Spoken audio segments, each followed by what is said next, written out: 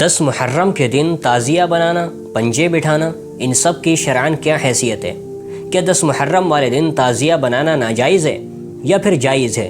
اگر جائز ہے تو کس طریقے پر جائز ہے؟ اس سلسلے میں مفتی سلمان ازہری کا ایک بیان میں آج اس ویڈیو کے اندر آپ لوگوں کو سنانے والا ہوں۔ پہلا آپ لوگ وہ بیان سن لیجئے، اس کے بعد پھر ہم کچھ بات کرتے ہیں۔ محرم کے زمانے میں پنجے اٹھا کر کے ناچنے کی عادت اکثر لوگوں کو تھی، بہت سارے لوگ۔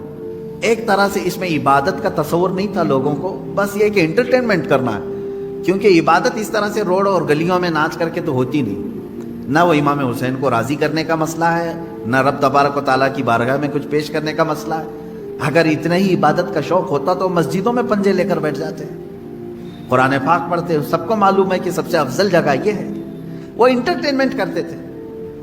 اب ہوا یہ کہ ہم نے کہا کہ یہ بے حرمتی ہو رہی ہے، مولا حسین کے نام پر بے حرمتی ہو رہی ہے۔ اصل بات، پنجہ تو آج تک امام حسین کا ملا نہیں، پنجہ ملا نہیں۔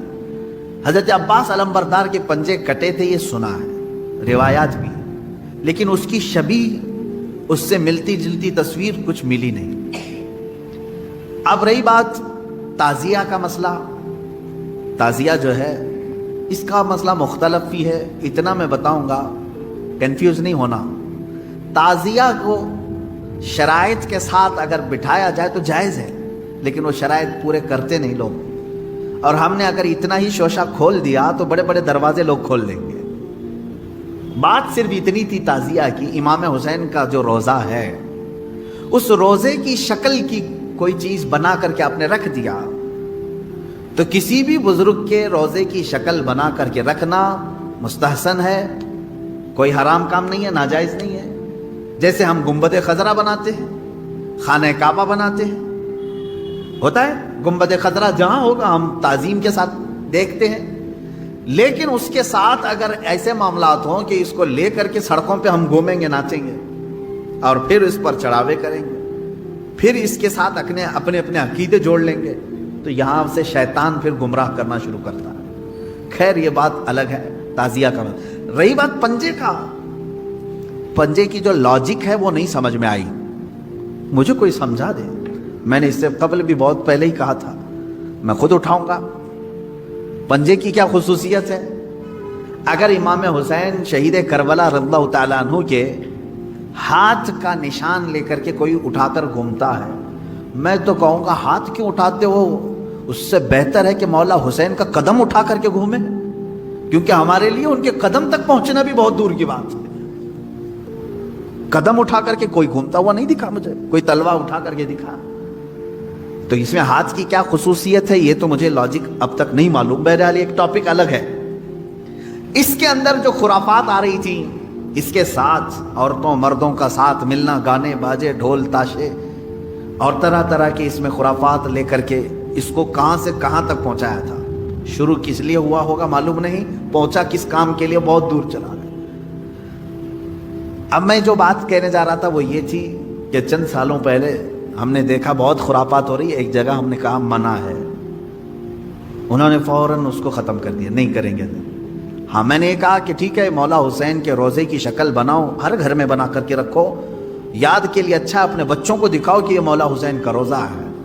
ہم جیسے گنبد خضرا رکھتے ہیں اپنے گھروں میں، خانہ کعبہ رکھتے ہیں، امام حسین کا روزہ رکھنے میں کون سی دقت کی بات ہے؟ میں اتنا زیادہ مخالف نہیں ہوں اس چیزوں کا۔ رکھو، آپ پیتل کا بناتے بناؤ، تانبے کا بناتے بناؤ، سونے کا بناتے ہو بناؤ، اس میں حرج نہیں۔ ہم جس چیز کی مخالفت کرتے ہیں وہ خرافات و حرام کاریاں جس کو باہر سڑکوں پر کیا جاتا ہے، میں اس کا مخالف ہوں۔ دوستو، مفتی صاحب کے بیان سے ایک بات تو بالکل واضح ہے کہ آج کے دور میں جو مروجہ تعزیہ داری ہے، جس طریقے پر لوگ تعزیہ بنا رہے ہیں، مفتی صاحب اس کے بالکل خلاف ہیں، انہوں نے اس کو ناجائز کہا ہے۔ لیکن ساتھ ہی ساتھ مفتی صاحب نے تعزیہ بنانے کو ناجائز نہیں کہا، بلکہ اس کی اجازت دی، اور کہا کہ تعزیے کی اصل اتنی ہے کہ امام حسین کے روزے کی ایک شکل، ایک شبیہ بنا کر گھر کے اندر رکھ لی جائے، اس کی تعظیم کی جائے، اس کا دیدار کیا جائے، اس کو اپنے بچوں کو دکھایا جائے۔ جس طریقے پر ہم بیت اللہ یا روضہ رسول کی شبیہ بنا کر گھر کے اندر رکھتے ہیں اور اس کی تعظیم کرتے ہیں، اسی طریقے پر کسی بھی بزرگ کے مزار کی شبیہ بنا کر گھر کے اندر رکھ لینا، تعظیم کے طور پر، چاہے وہ شبی سونے کی ہو، چاندی کی ہو، پیتل یا تانبے کی ہو، اس میں شرعاً کوئی قباحت نہیں ہے، یہ عمل شرعاً درست اور جائز عمل ہے۔ دوستو مفتی صاحب کی یہ بات شرعاً درست نہیں ہے، کیونکہ یہ وہ کام ہے، یہ وہ عمل ہے جہاں سے بت پرستی کی شروعات ہوتی ہے۔ آپ سورہ نوح کی تفسیر اٹھا کر دیکھیے، سورہ نوح کے اندر اللہ رب العزت نے 3 بتوں کا تذکرہ کیا، ان کے نام بھی بیان کیے، یغوث، یعوق اور نصر۔ علماء فرماتے ہیں کہ یہ 3 اپنے زمانے کے بڑے بزرگ اللہ والے لوگ تھے، جن کی لوگوں کے دلوں کے اندر بڑی عقیدت اور محبت تھی۔ ان کے دنیا سے جانے کے بعد شیطان نے ان کے ماننے والوں کے دلوں میں یہ وسوسہ ڈالا کہ تم اپنے بزرگوں کی تصویر بنا کر اس کو گھروں کے اندر ٹانگ لو، عقیدت اور محبت کے طور پر۔ لہٰذا لوگوں نے ان کی تصویریں بنا لی۔ کچھ عرصے کے بعد شیطان نے وسوسہ ڈالا کہ تم ان کی مورتیاں بنا لو، ان کی شبیہ بنا لو، تاکہ ان کے سامنے کھڑے ہو کر ان کی تعظیم کر سکو، ان کا احترام کر سکو، ان سے اپنی محبت کا اظہار کر سکو۔ چنانچہ لوگوں نے ان کی شبیہ بنا کر اپنے گھروں کے اندر اپنے عبادت خانوں میں رکھ لی۔ کچھ عرصے کے بعد شیطان نے دھیرے دھیرے کر کے ان کو ان کی عبادت کے اندر مبتلا کر دیا اور شرک کے اندر دھکیل دیا۔ علماء فرماتے ہیں کہ یہی وہ زمانہ تھا جہاں سے بت پرستی کی شروعات ہوئی ہے۔ تو میرا دوستوں، یہ کہنا کہ جس طریقے پر ہم بیت اللہ کی تصویر گھر کے اندر لگاتے ہیں، اسی طرح روضہ رسول کی تصویر یا ان کی شبیہ بنا کر گھروں کے اندر رکھتے ہیں، اسی طرح کسی بھی مزار کی شبیہ بنا کر گھر کے اندر رکھ لینا، کسی بھی بزرگ کے روضے کی شبیہ بنا کر گھر کے اندر رکھ لینا، یہ جائز ہے؟ تو میرے بھائیوں، یہ جائز عمل نہیں ہے۔ تو میرے دوستوں، یہ وہ عمل ہے جہاں سے شرک کی شروعات ہوتی ہے، اس سے بچنا چاہیے۔